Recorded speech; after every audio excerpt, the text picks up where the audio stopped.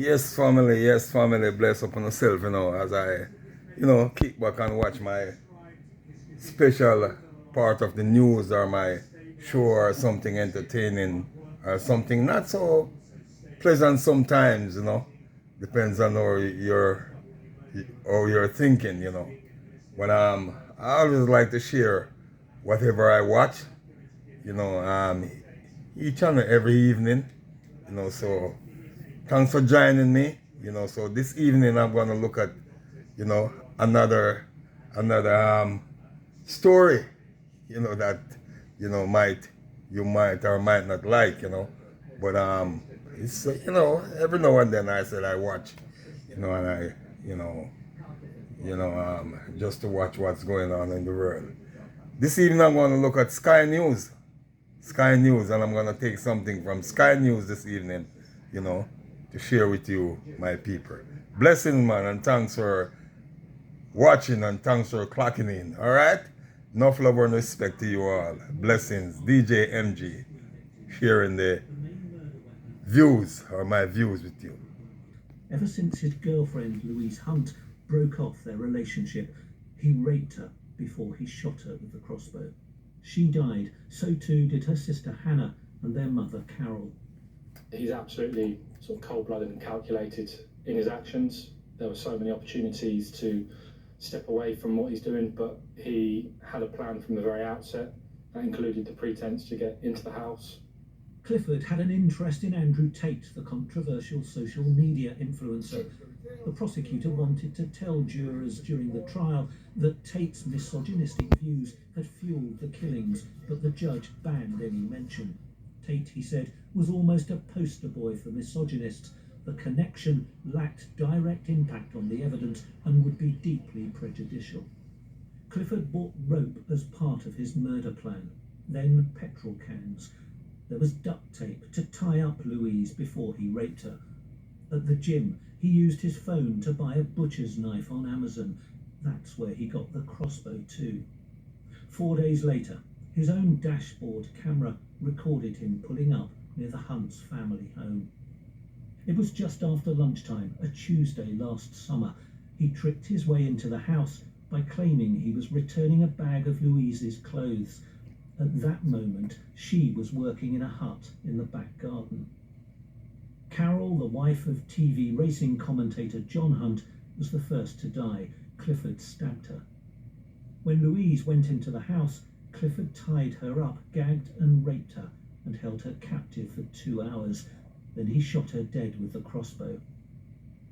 Hannah arrived, saw what had happened, and texted her partner for help, but then Clifford shot her. She managed to call 999 before she died. After putting the murder weapons in his car, Clifford drove off, heading for North London where he lived. In a cemetery, police and ambulance crews found Clifford seriously injured. He'd shot himself with the crossbow.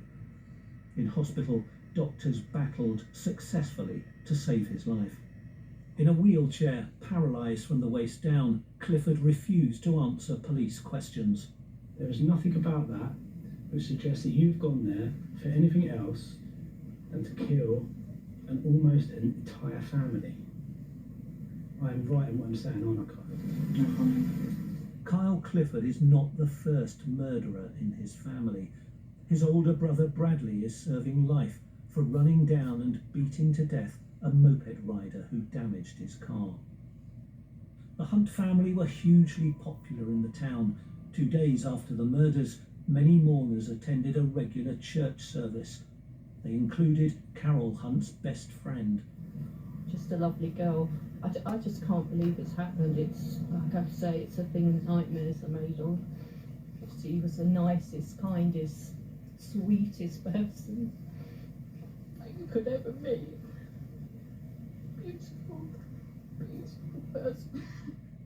7 months on, with the killer convicted, the victim's family and friends are still struggling to understand how a jilted boyfriend could take such a violent revenge. Martin Brunt, Sky News. So Clifford, girlfriend leave him, and because of he leave him, he take it out on her, and her whole family. Speaking to Sky's Beth Rigby on the electoral sad movie, you know. podcast, Rachel Sad, Reeves sad, said sad, there has to be sad reform. The moment system there. is letting down But let us taxpayers, watch the economy, some more. and recipients. All courtesy of Sky You News. had to do the defence spend announcement. Can you just sort of lift the lid on that a little bit in terms of its manifesto pledge broken? You perhaps didn't really want to do it as Chancellor, and then you had to find the money. It happened really quick, huh? Was a manifesto pledge that we're fulfilling. We said in our manifesto we would get to 2.5% of GDP. Obviously, we've got the spending review coming up in June. But as you sort of started off this section of the podcast, the world has changed. We can all see it before our eyes, and the decision was made not just to get to 2.5%, but to get to 2.5% in 2027. I think that was the sort of most significant bit, really, of the announcement.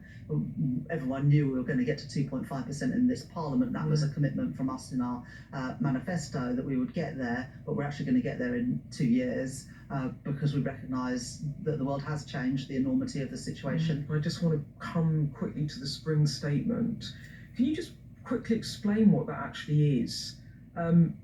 It's 3 weeks out. Can you just tell everyone what it is and why you're in a bit of a pickle about it vis-a-vis your own borrowing rules? I made a commitment, I made a commitment in our manifesto to have one major fiscal event a year. So unlike the previous government, we're not going to have another budget in the spring. We only just had one in October. And as I said at the time, that was a sort of a once in a generation, once in a parliament type budget. I think people also know that we need to get better value for money for what taxpayers put in. And also we've got to reform our welfare system, because at the moment it's letting down taxpayers because it's costing too much. It's letting down our economy because there's too many people trapped on out of work benefits. And it's letting down the people who are recipients of benefits because they are trapped on benefits rather than actively supported back into work. So we don't need an Office of Budget Responsibility forecast to tell us that we've got to reform our welfare system. We're going to do that because it's the right thing to do. You've got this problem, you've got a squeeze on the public finances. You're going to find that through savings in government spending rather than tax rises. Is that where we're going? In the budget, we obviously did increase taxes. We increased national insurance contributions on businesses. We got rid of the non-dom tax status. We've reformed agricultural and business property relief, VAT on private school fees. So we increased taxes at the budget to plug the gaps in the public finances and to make sure we had money for the National Health Service. But we've just gone through a massive cost of living crisis. For many people, they're still struggling with that cost of living crisis. So I don't think it is the right thing to do to increase income tax, national insurance or VAT on working people. And we made that commitment in our manifesto less than a year ago that we weren't going to increase those taxes on working people. We're not going to renege on that commitment. Now, SpaceX has launched its 8th Starship rocket and it didn't go quite according to plan. 6, 5, 4, 3, 2.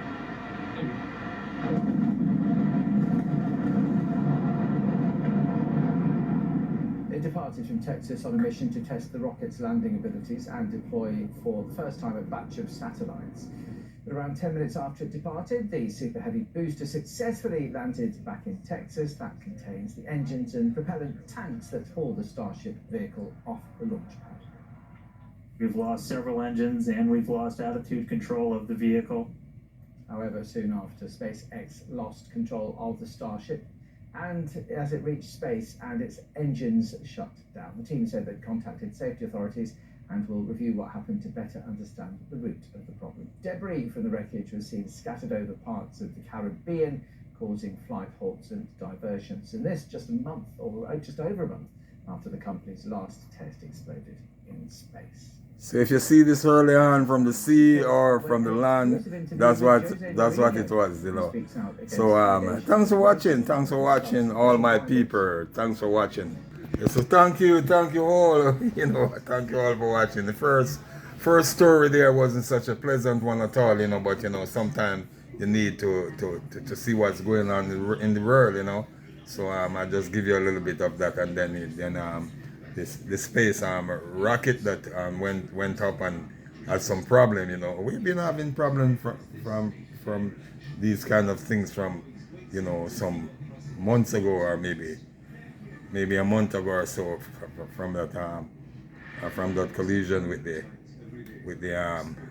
helicopter and the plane there, you know. So from that time we have been having a little problem with those kind of thing. But you know, that's the world, and that's how it goes, you know, technology. And you know, if we don't have these things, then we cannot bring you certain news from all over the world. A lot of people don't even realize that these are the satellites that, you know, bring all the signals and all the, you know, the great things that you're watching on TV and the cellular phone that you're using and whatever, you know. You see how the thing works. Technology works so fast these days, you know. That's what they have to use, you know. They have to use these satellites, you know, to put there to pick the signal from different parts of the world up to the satellite, and the satellite transmit back to Earth, you know, and so on. So we have to have these communication system set up.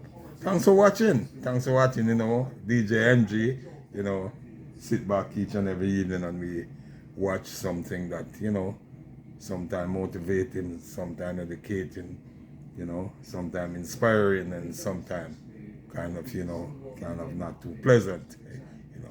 Blessings, man. Bless up yourself. Until another time, catch you there. Blessing. Thanks for sharing. Thanks for watching. DJ MG. I'm out.